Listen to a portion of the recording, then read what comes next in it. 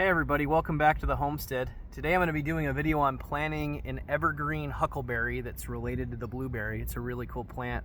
I'm down here by the creek near my work actually looking for these plants, and they're actually kind of abundant out here, which is very surprising to me, but they don't do well transplanted, so I ordered some, and I ordered some that taste good. So let's take a look at my video on how to plant them.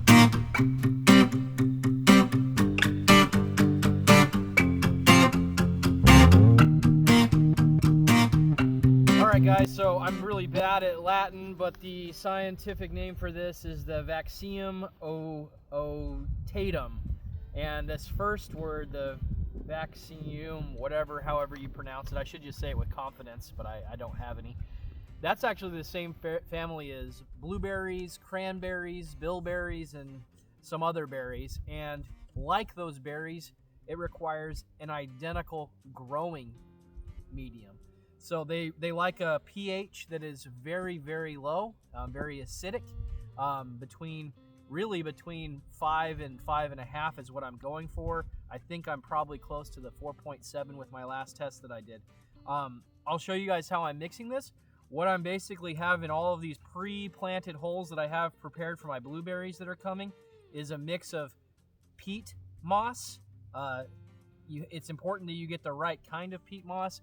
The type you want to get is from Canada. That has a very low pH. Also some pine bark nuggets and some perlite. On top of that, at the bottom of this hole, I put a scoop of elemental sulfur. And come over here, Jackson. Let's take a look at these beautiful plants that they sent me. So I got these plants, and they say be very careful because they are very, very slow growers. So I don't want to rip even one leaf if I don't have to. But nice little small plants. I'm simply going to place them in. Bury them just as deep as the soil mound. And then I'm going to put some of this soil around it. The reason I'm doing that is because it's got a lot of wood chips in it, and it will help retain the moisture. So I'm going to do that with these three ever-bearing huckleberries. And they packaged them real nice. They look real good. They're all together. And then I'm going to get some water and put it on these guys. Even though it rained today and the soil is pretty moist, I'm going to get some water over here for these guys.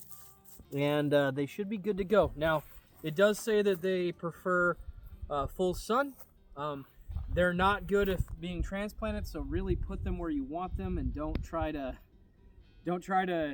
like put them somewhere and then move them later. They don't do as well in containers. It says right on the instructions from the nursery that we got them from that they will not make good indoor plants. So if you're in zone, it says they will do well in zone 7 to 9, but with some care they can survive in much colder regions. You just got to watch out for them. So zone 6 if you have wind protection. Zone 6 if you have wind protection. So I'm gonna put these in my blueberry area and let them cross-pollinate with blueberries, and maybe I'll have some hybrids in the future. We'll see.